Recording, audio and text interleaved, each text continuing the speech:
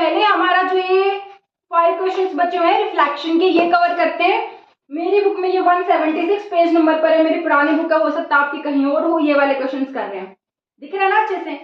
तो यहाँ पर पहला क्वेश्चन दिया हुआ है, a ray of light travelling in air enters obliquely into water. तो देखो हमने कोई बर्तन लिया, इसके अंदर वाटर फिल कर रखा है, ठीक है। अब इसके ऊपर देखो सरफेस ऑफ वाटर ये है, तो ये तो नॉर्मल हो जाएगा, है ना। क्या 90 डिग्री पे होगा ना, ये नॉर्मल हो जाएगा। अभी क्या कह रहा है कि एक रे ऑफ लाइट एंटर कर रही है ओब्लिकली। इट मींस जो रे ऑफ लाइट है, ओब्लिकली का मतलब क्या है कि जो एंगल ऑफ इंसिडेंस है वो 90 से तो कम है एंड 0 से ज्यादा है, ठीक है। ना ही तो वो अलोंग द नॉर्मल है, ना ही वो along the surface separating two media, ठीक है। तो हमारी रे ऑफ लाइट कुछ इस तरीके से एंटर कर रही है, ये हो जाएगा angle of incidence. Now does the light ray bend towards the normal और away from the normal and why. देखो हमारा ऊपर क्या है, एयर है, और ये क्या है, वाटर है। अब एयर और वाटर को कंपेयर करें अगर, तो एयर किसकी तरह एक्ट करेगा, as a rare medium, and water will act as a denser medium. Now we all know when light travels from rarer to denser, light bends towards the normal। क्यों, क्योंकि भाई rare में खुल के चल रही है अपना मस्त, जैसे ही डेंसर में एंटर होगी बंद हो जाएगी, ठीक है ना। तो क्या हो जाएगी, पहले तो वो इस तरीके से जा रही थी, लेकिन अब बेंड हो जाएगी टुवर्ड्स द नॉर्मल। क्यों बेंड, क्योंकि रेयर से डेंसर की तरफ ट्रैवल कर रहा है, ठीक है। Next question is light enters from air to glass having refractive index 1.50। अब उसने क्या बोला कि एयर से कहां पे जा रही है, ग्लास में, ठीक है। और इस ग्लास का रिफ्रैक्टिव इंडेक्स दे रखा है इसने 1.50, ठीक है। तो आगे क्या बोल रहा है कि what is the speed of light in the glass. Speed of light क्या होगी, ग्लास में speed of light in vacuum दी हुई है, ठीक है। तो हमें पता है रिफ्रैक्टिव इंडेक्स का फॉर्मूला क्या होता है, refractive index is the ratio of speeds of light in both the medium, ठीक है। जो रेयर और डेंसर है दोनों में स्पीड निकालो, उनका रेशियो निकालो, वही टर्म आपकी रिफ्रैक्टिव इंडेक्स होती है। अब यहाँ पर इसने रिफ्रैक्टिव इंडेक्स की वैल्यू दी है। अब हमारे पास दो तरह के रिफ्रैक्टिव इंडेक्स होते हैं, absolute refractive index and relative refractive index. अगर हमारा दो मीडियम में से कोई एक एयर है या वैक्यूम है, क्योंकि दोनों को हम ऑलमोस्ट सेम या सिमिलर ही कंसिडर कर लेते हैं, तो अगर कोई एक मीडियम एयर है या वाटर है तो हम उसको एब्सोल्यूट रिफ्रैक्टिव इंडेक्स बोलते हैं।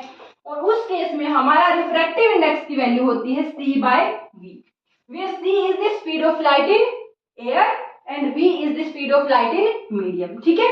ऑन द अदर हैंड अगर हमारा दो मीडियम में से कोई भी एयर नहीं है तब हम उसको रिलेटिव रिफ्रैक्टिव इंडेक्स बोलते हैं, और उसका फॉर्मूला होता है म्यू इक्वल टू V1/V2, ठीक है। हमारा क्या हो जाएगा, दोनों में स्पीड निकालेंगे, उसका रेशियो हम निकालते हैं। पर हमारे को क्या दे रखा है क्वेश्चन में, एयर दिया हुआ एक मीडियम, तो हम ये फॉर्मूला यूज करेंगे। अब C speed of light in air की वैल्यू हमें पता है, उसने दी भी है 3 × 10⁸ मीटर पर सेकेंड। ऑल्सो उसने म्यू की वैल्यू दी है, नीचे क्या है V है, और इक्वल टू किसके है, रिफ्रैक्टिव इंडेक्स। रिफ्रैक्टिव इंडेक्स की वैल्यू दी है 1.50। अब पूछिए हमसे क्या, speed of light in glass, तो हमें V निकालना है, तो उसके लिए हम क्रॉस मल्टीप्लाई अगर करते हैं तो V की वैल्यू क्या हो जाएगी, 3 × 10⁸ डिवाइडेड बाय 1.5। अगर इसको कैंसिल करते हैं तो ये किससे जाएगा, 2 से, तो 2 × 10⁸ मीटर पर सेकेंड क्या हो जाएगी, speed of light in glass हो जाएगी, ठीक है। इस तरीके से आपको अपने जो थ्योरेटिकल कॉन्सेप्ट है ना उसको इस तरीके से प्रोसेस करना होता है क्वेश्चन के अंदर, ठीक है। Next question is find out from table 10.3 the medium having highest optical density and also the medium having lowest optical density। अब देखो भाई हमें पता है कि जो ऑप्टिकल डेंसिटी होती है, ऑप्टिकल डेंसिटी जैसे जैसे बढ़ती रहेगी refractive index for that medium will also keep on increasing. तो ऑप्टिकल डेंसिटी डायरेक्टली रिलेटेड होता है रिफ्रैक्टिव इंडेक्स से।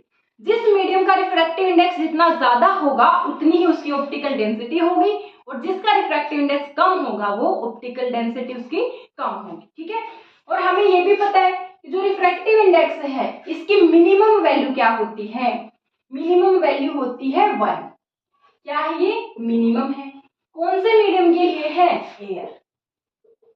अगर हमारी लाइट एयर टू एयर ही जाए, वैक्यूम टू एयर जाए, ओनली देन रिफ्रैक्टिव इंडेक्स हमारा एयर का होता है 1, इससे कम पॉसिबल नहीं है, हमेशा किसी और मीडियम के लिए 1 से ज्यादा ही आता है। जैसे यहाँ पर भी दिया है ग्लास के लिए क्या है 1.50 है, ठीक है। तो इसने बोला चलो टेबल देखते हैं पीछे 10.3। टेबल में क्या है हमारे पास, रिफ्रैक्टिव इंडेक्स इंक्रीज होता हुआ जा रहा है, तो हमें बताना है कि ऑप्टिकल डेंसर सबसे ज्यादा कौन है, तो जिसकी रिफ्रैक्टिव इंडेक्स सबसे ज्यादा होगा किसका है हमारे टेबल में 2.42 डायमंड का। तो सबसे ज्यादा ऑप्टिकल डेंसर कौन है यहाँ पर, डायमंड है। ऑन द अदर हैंड सबसे कम डेंसर कौन हो जाएगा, जिसका रिफ्रैक्टिव इंडेक्स सबसे कम होगा, तो किसका है यहाँ पर, टॉप पर एयर दिया हुआ है, तो यहाँ पर एयर क्या हो जाएगा हमारा सबसे कम ऑप्टिकल डेंसर, ठीक है। हम यहाँ पर क्या करते हैं, रेयरर नहीं बोलते उसको, क्योंकि मैंने आपको क्या बताया, हम क्लासिफाई नहीं कर सकते, हम कैटेगरी नहीं बना सकते, ये डेंसर है ये रेयरर है। वहां पर सिर्फ कंपैरिजन होता है कि जो आपने 2 कंसिडर किए है ना मीडिया, उनमें से किसकी ऑप्टिकल डेंसिटी कम है, तो हम हमेशा ऑप्टिकल डेंसिटी की टर्म में बात करते हैं, ऑप्टिकल डेंसर बोलेंगे कि ये कम डेंसर है, ये ज्यादा डेंसर है, ना कि रेयरर बोलते हैं, ठीक है। लेकिन हम देखो यहाँ पर जब फिक्स हो चुके हैं ना कि कौन से 2 मीडियम है तब बोल सकते हैं, लेकिन यहाँ पर फिक्स नहीं है ना, हमें तो पूरी टेबल दी गई है, तो यहाँ पर हम सिर्फ ऑप्टिकल डेंसिटी के बेसिस पर कंपेयर करते हैं, ठीक है। Next question is you are given kerosene, turpentine and water, in which of these does the light travel fastest. अब देखो यहाँ पर हमने क्या बोला, अभी देखो ये तो फिक्स है, ठीक है। अब अगर ये बोल रहा है कि सबसे फास्ट किस में होगी, मतलब स्पीड ये v किस में सबसे ज्यादा होगा।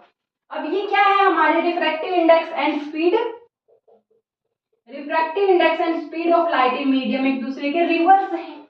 अब ये स्पीड ज्यादा किस में है बतानी है, तो जिसका रिफ्रैक्टिव इंडेक्स सबसे कम होगा उसमें स्पीड ज्यादा हो जाएगी। तो हमें कंपेयर करना है केरोसिन, टर्पाइन एंड वाटर।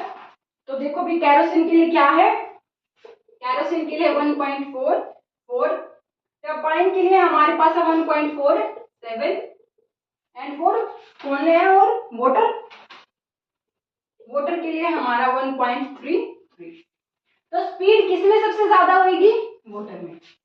इसमें v क्या होगी हमारी मैक्सिमम हो जाएगी, और मिनिमम भी पूछा है क्या, हाँ बस फास्टर पूछा है, ठीक है। और अगर मिनिमम मैं आपसे पूछूं तो इन दोनों में किसमें, इसमें v मिनिमम, क्यों, क्योंकि 1.44 है या 1.47 है, ठीक है ना।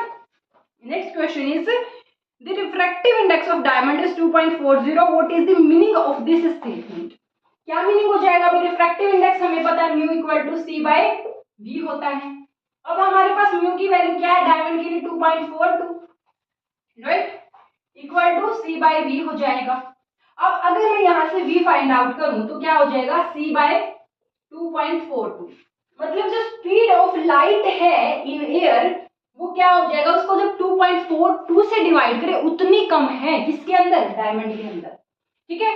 तो the meaning of this statement is that the speed will decrease by a factor of 2.42 when it enters from air to diamond, ठीक है। आई होप आपको ये क्लियर हो गया है अच्छे से। अगर अब भी कोई डाउट बाकी है तो कमेंट सेक्शन में कमेंट कर दीजिए, आपके सारे डाउट मैं क्लियर कर दूंगी।